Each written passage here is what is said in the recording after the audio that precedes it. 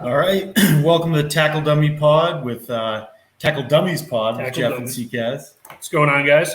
How's it going? Not bad, not bad. I wanted to start off before we get into your segment. So a couple things. We will be having a new mic and a new camera soon. We've got the camera. I just forgot about it. I don't know. I'm in the middle of a move, so I'm a little all over the place. And actually, so we lived together like 7 years ago. Since college, 11 years ago, I've moved 8 times. Yeah, I think I'm pretty famous for moving my brothers. So it was only right that today's podcast got a little bit delayed because of a move. So I think at this point, we're pretty much professionals. And I mean, the thing is, as a podcaster, nothing really slows you down. I mean, they don't call us tough as nails for nothing in the podcast game. So yeah, little heat, little weather. What are you going to do? So I do want to kick off. We do have another sponsor today. Today's episode is brought to you again by Danino Realty, Keller Williams Realtor licensed in Massachusetts. Danino Realty for all your real estate buying, selling, and investment needs. You can find him at daninorealty.kw.com. That's DININO realty.kw.com. When opportunity knocks, Danino Realty is there to answer. So thank you for our sponsor, and we're going to roll right into the show with a segment that got rave reviews, I think, from episode number 2. We're going to go right into our read and react portion of the show. For those of you that don't know, this is where I gather stories throughout the week related to fantasy or NFL. I read them off to Jeff, and we get his instant reaction. So, Jeff, you ready? I'm ready. All right. Story number 1. Rumors are going around. I saw this yesterday on Twitter that the Denver Broncos franchise may be up for sale, may be coming up for sale. Reports are that the price will be between $8 and $10 billion. What are your thoughts on that? That's wild. I think there's got to be an inside man because that's really like anchoring in negotiations. You want to start real high. Art of the deal. Art of the deal. So I think that's all that is. I mean, there's got to be some Broncos ownership influencing that number because that's just ridiculous. Yeah, and I think it's nuts. It's kind of crazy. There's some like long-lasting families that have owned these teams for a while. The Broncos are one of them. The Fords in Detroit. You've got the Ckaz out of Chicago. They're kind of slowly fading out. And as we go here, you're getting these big investors coming in, these franchise groups coming in, and it's really just pricing out the normal fan. So. Good for the NFL, I guess, that they're selling teams for that much. But at some point, you got to wonder, how they're going to make their money back. That's a lot of money. All right, story 2. A guy we talked about last week, actually, Todd Gurley. Rumors are he's going to sign with the Ravens. What are your thoughts there? I don't like it one bit. Really? Yeah, I'm all for the Ravens. I just submitted an article, the case for J.K. Dobbins. Ja'Kalen Dobbins, really cool name, actually. Yeah, which is like the main reason. I don't know why you'd go with initials if that's your first name. Absolutely. Doesn't make sense. Just like DK Metcalf is Ja'Kalen Metcalf. Yeah. Like that's a sweet Very name. similar names, too. Yeah. So, but back to that, I mean, J.K. Dobbins was incredible with a limited workload. I don't think Todd Gurley's a big threat, but I do think a coach is going to see Gurley and say, like, we're in the red zone, give the guy the rock. Yeah, I think, too, I kind of looked this up after. Harbaugh's got like a fetish for older running backs. Yeah, he does. So they brought in Mark Ingram. He's at the tail end of his career. Prior to that, they had Danny Woodhead for the last couple of years of his career. He was injured. And then when you go way back to the start of his tenure in Baltimore, they had Ricky Williams for the last couple of years of his career. So I don't know if it's a Harbaugh thing. He just kind of harps on these older guys. But Harbs. Yeah. So that seems to be the move for Todd Gurley. We'll see if it pays off. He'll probably just be a red zone guy there. Story number 4. This one came out yesterday as well, I believe. So Tanya Snyder is being named co-CEO of the Washington football team. If that name sounds familiar, it's because she's the wife of the current CEO, Dan Snyder. So they're going to be kind of running this team as co-CEOs as a couple. What are your thoughts there? I mean, I don't really know her experience level, but I think that's the funniest thing. It seems like Dan Snyder is a real dick. Yeah, I'd say so. I mean, the culture there is terrible. And I think that his dumb brain is like, if, as there's pushes to have women more involved in football, which is a great thing. I think he's just trying to piggyback off that for selfish purposes so that he can try to like place blame on her. Yeah. So to me, I had two instant thoughts. One is like, this feels like every co-managed fantasy roster that I've ever seen, where it's like you get two people that are kind of half invested, and then it's just a finger pointing game on who starts who, and when somebody makes a wrong decision, you're just keeping tabs the entire time. My second thought is this might actually be a good thing for Washington football team fans. I think it's pretty unanimous that fan base hates Dan Snyder with a passion. So this can only end in infighting between him and his wife, maybe a divorce, maybe they got to sell the team as part of the settlement, and you get a new owner in there. So I think that's long-term, probably best case scenario for fans. But it should be interesting to see kind of how that works out with them. That's a pretty – it's just so funny, everything about that. Yeah, and then this last story, and again, I'm biased because I'm a Raiders fan. This is probably my favorite story I've ever read ever about anyone. So, and I'm mad. This happened right after we recorded last week. But Mark Davis, did you hear the story? I don't know. So Mark Davis got into a fender bender in a parking lot of a strip mall. I think it was Wednesday last week. And some photos came out. It's classic Mark Davis, bowl cut. He's got a white long sleeve shirt tucked into like some ashen washed jeans. He's probably just listened to Tackle Dummies pod and just got confused. And he was driving a Mini Cooper, which is like the funniest thing. What are your thoughts on that? That he's gone to a fender bender. I don't know. If I look at Mark Davis, I just laugh. Yeah. I mean, the guy, like he literally, I think another popular podcast, don't want to give him extra views, talks about him and how he's like a wannabe, like, John Gruden. Yeah, like exactly. He does to look like him. The fender bender and the Mini Cooper is just all sorts of hilarity. Yeah. So the best part is somebody looked up after like what's in that strip mall. There's a PF Chang's there. Of course. So he's leaving the PF Chang's backed into somebody in his Mini Cooper. And if you haven't seen the photos, I encourage you to Google them. It's like the funniest images you'll ever see of a guy just standing there, hands in his pockets, like his gut hanging out over his belt, just waiting to write his insurance information down. I didn't hear it. I'll have to look at the pictures. That's pretty funny. Yeah. So that's the last one I had for our Read and React segment. We're going to move into our next segment, which I'll let Jeff introduce. So we're going to do an article discussion segment. So a recent article that I wrote was about DeAndre Swift. So for the fantasy footballers, we're kicking off the case for and the case against. And I did the case for DeAndre Swift. I'm a huge DeAndre Swift fan. I think we talked about this last week. Like, I'm not good at evaluating rookies. There's so many people that are. So I was like partway through last season, I was like, he's a guy I want to trade for. I'm all about him. So I want to give you kind of a few points about the article and then turn it over to you to get your feedback. But a few things that I want to mention. So he's being drafted with an ADP of 304.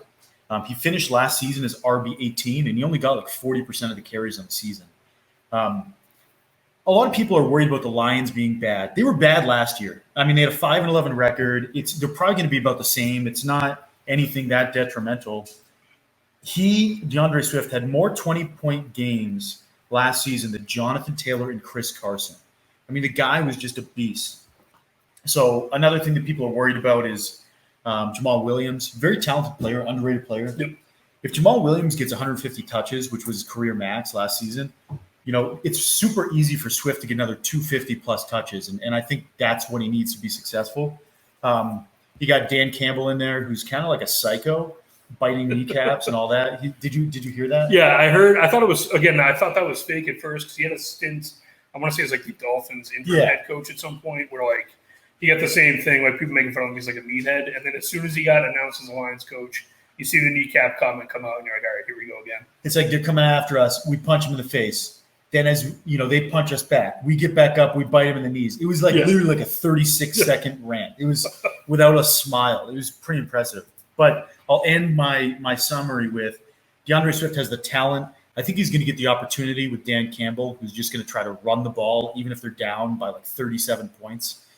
They've got an improved O-line. They drafted a lineman, 7th overall.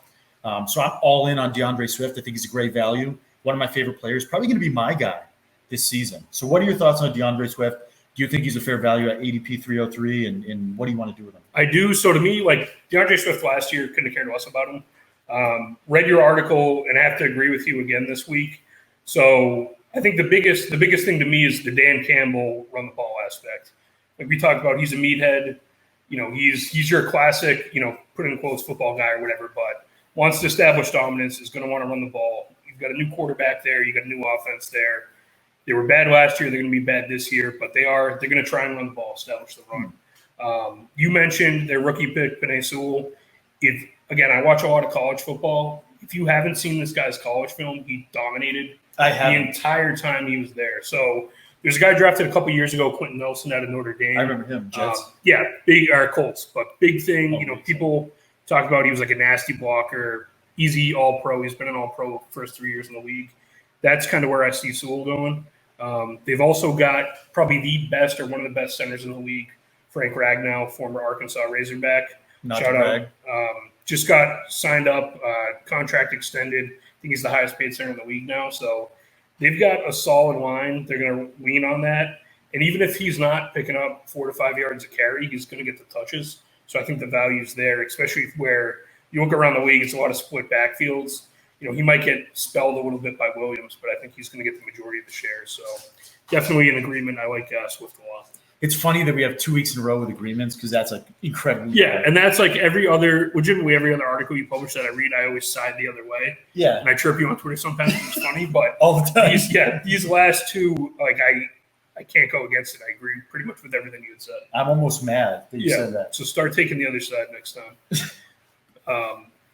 So we're going to move, as you guys know, it's 4th of July week. So what kind of podcast would we be if we didn't theme something up for the 4th of July? Before you get to it, I mean, I know we've got a lot of – well, you can go back. You can go to that. Oh, yeah. Yeah. So we're going to do it. This is JPP's 4th of July explosive players of the offseason. A recurring segment we'll probably do yearly.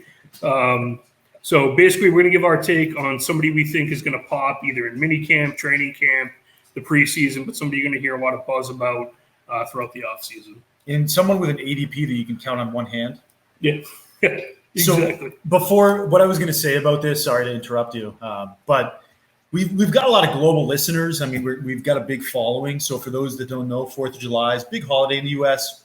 Actually, not a big holiday in other states, other countries. You wouldn't even know they had a July 4th. Why don't you kick us off with your explosive player? Yeah, so I'm gonna throw a guy out there who has a little bit of buzz already. Had some buzz coming into the draft. He's a rookie this year, out of Alabama, Jalen Waddle. So went to the Dolphins. This is the classic fast receiver guy that you're going to hear a lot of. The next Tyreek Hill, get him the ball in space. Can't cover him with a cornerback. You need to put a safety over the top, explosive type guy. The other angle here where I think he's going to have success is he played with Tua at Alabama. They have some chemistry there. I didn't know that. Yeah, that makes sense. The Dolphins are kind of an up-and-coming team. I love them. They got a lot of buzz toward the end of last year, but have like sneakily put together a solid defense and started to piece together a pretty decent offense. So I think Waddle adds to that. I think you're going to get a lot of, putting plays specifically in the playbook for Jalen Waddle type stuff. Some of what we heard about like Christian McCaffrey his rookie year.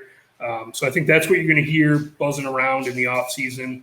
And then probably he'll have a mediocre regular season just because that's usually how those things go. Yeah, he's a rookie wide receiver. Yeah, exactly. He'll probably pull a hamstring or something and then, kind of be half in, half out most of the season.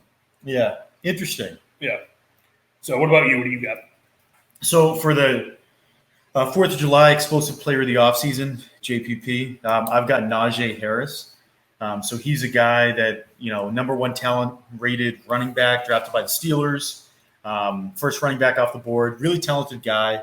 Again, that's just because I listen to other people that say that. I'm not vouching for that. I'm just vouching for the other people vouching for that. Yeah, so if you're wrong, it's really their wrong. It's really their fault. And then this is just a joke. Yeah, exactly. But real quick, like Najee Harris is a guy that in some early drafts in best ball and everything, he was going in like the 3rd round, end of the 3rd a few months ago, and he's creeping up. ADP right now is 211.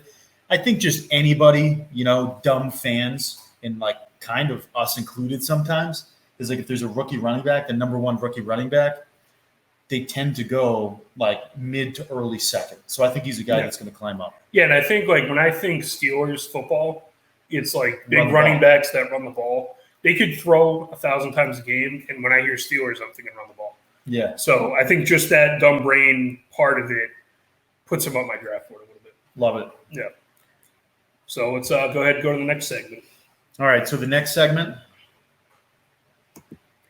we're going to do football for dummies. You know, they don't call us the tackle dummies for nothing. Yeah, exactly. So why don't you kick us off? So this is going to be a segment where we kind of share some of our dumb ideas that come across our brain.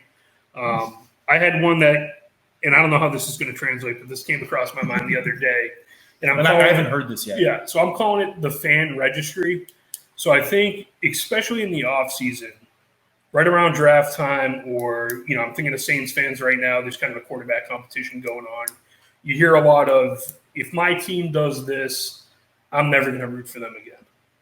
And then the team does that, and there they are rooting for the team regardless.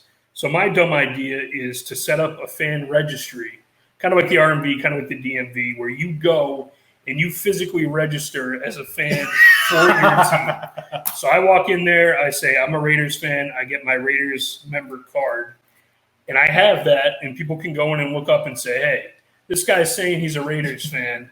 Did he jump on a bandwagon? How long has he been there? And if you make one of those declarations that says, I'm not going to root for my team anymore, you got to go turn your fan card in and pick a new team.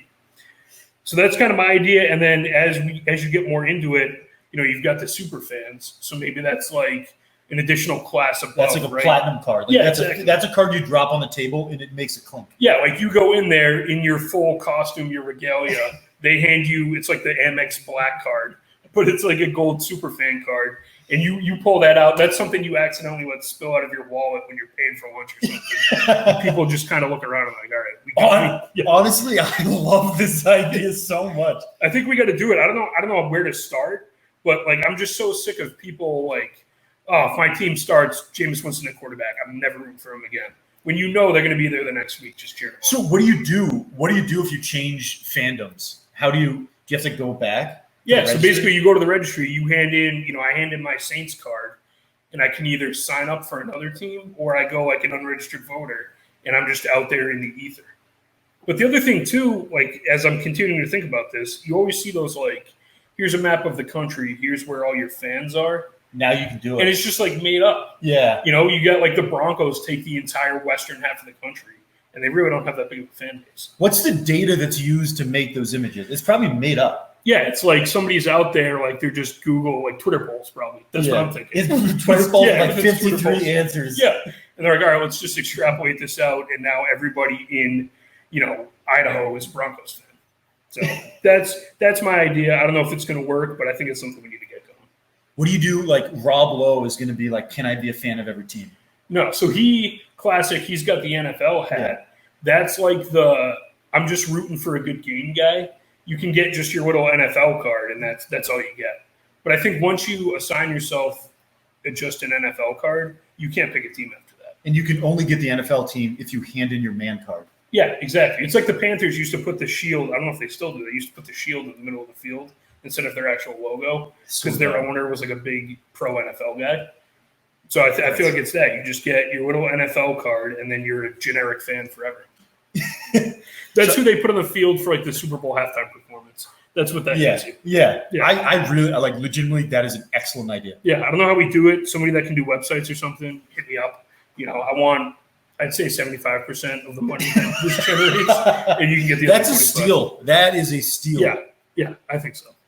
So I've got a quick football for dummies, and really this was sparked last season. I think there's a video where I was watching a game. There's a picture that came up, and it was like Sean McVay, and he had his mask on, and his mask was down, and he had his playbook up to physically mask his face. In like the irony of that is the funniest thing in the world to me. Like everybody's worried about muffled voices. You're not getting a muffled voice with like a thin cloth mask. So my dumb idea is you just wear a mask so people can't tell what you're saying. It makes so much sense. Yeah. You just do so you're saying a mask, not the Andy Reid like plastic visor. Fogged up visor that he tried for that 1 week. It failed horribly. Yeah. Which that was actually like really, I would love to go to dinner with Andy Reid where he has that and he's eating a cheeseburger and after every bite he lifts up the lid and just gets in there. So what are your thoughts? This just crossed my mind. So like you see in baseball, the manager wears the uniform. What if the NFL coach has to wear the uniform? Helmet, and I imagine Andy Reid in an NFL helmet and like the tight pants and everything. Yeah. And like guys like Gruden would love it. He'd like try and sneak into the huddle. But then you got Reid or like Belichick on the sidelines cutting the sleeves off. And you could do like the refs are allowed to tackle a coach once every week. Yeah, I like that. Mike Tomlin, great guy. He always trips the refs running down the sideline. So maybe you mix that in, something to that effect. This is good. Yeah, I think we got some good ideas to workshop with. Yeah, so share. We'll probably tweet something out, but share some of your dumb ideas or let us know what you think about ours. Maybe we'll throw a Twitter poll out or something, get some engagement going. But I think that's a segment that's got some legs. I see that one coming back. Absolutely. All right. So let's move into our probably my favorite segment I think that we've come up with so far, Good Vibes Only. So if you guys remember from last week, this is kind of where we share either a good story personally throughout the week or something we kind of saw across the internet or just in general, just to get some good vibes flowing.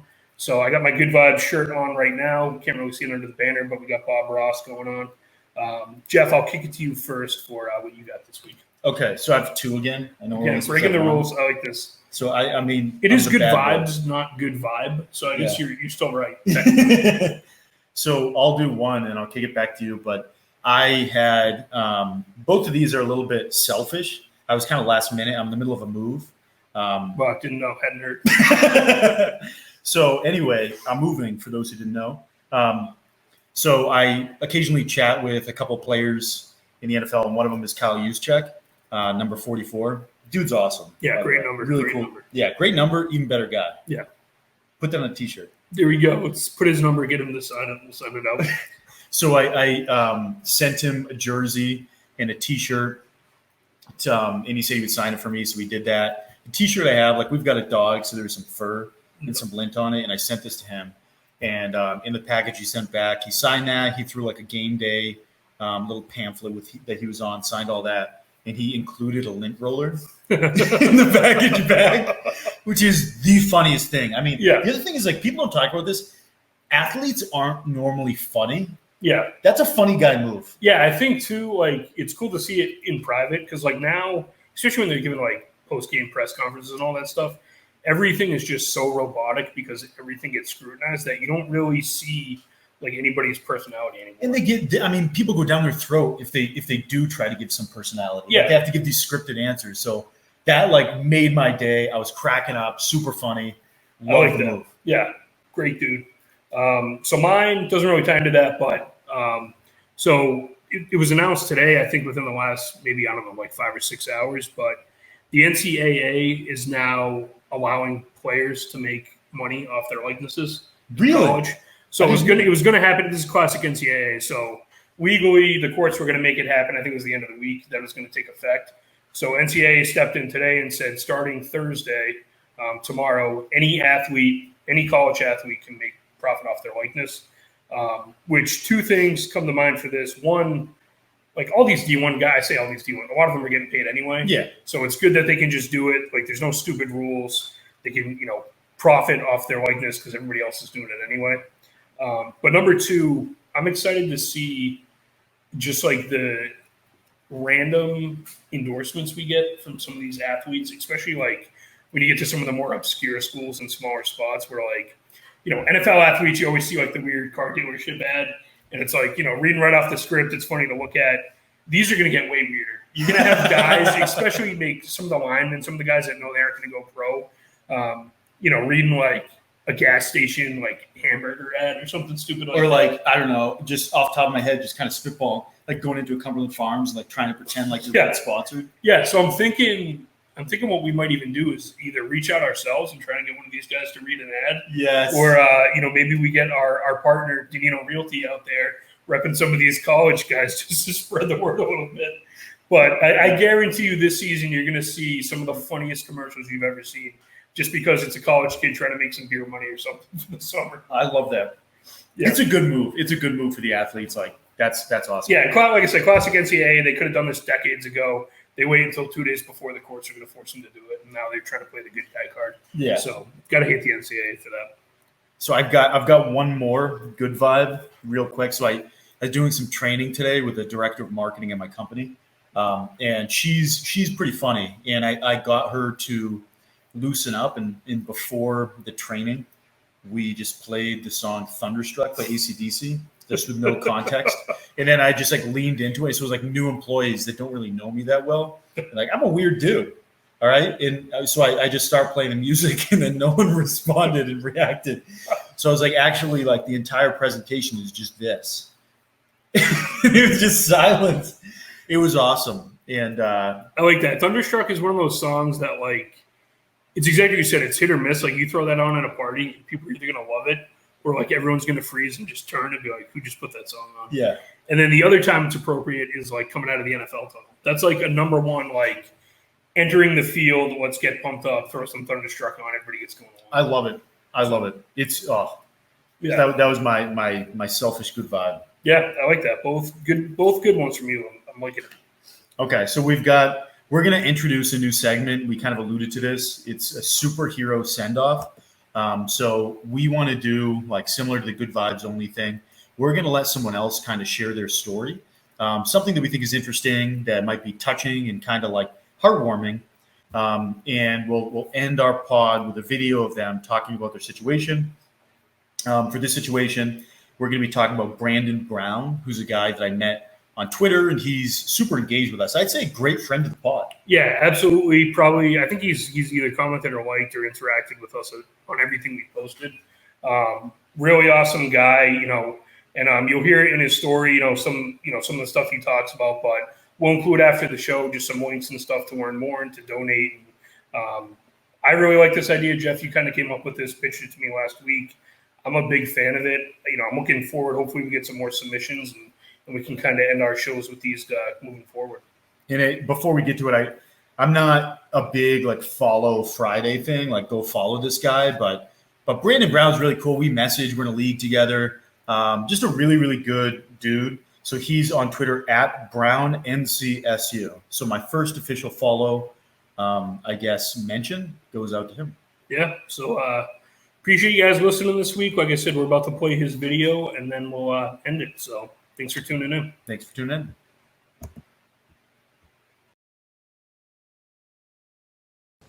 Hey, Tackle Dummies pod. Name's Brandon Brown at BrownNCSU. This is my son Graham. Just wanted to tell you a little bit about our story, about our family.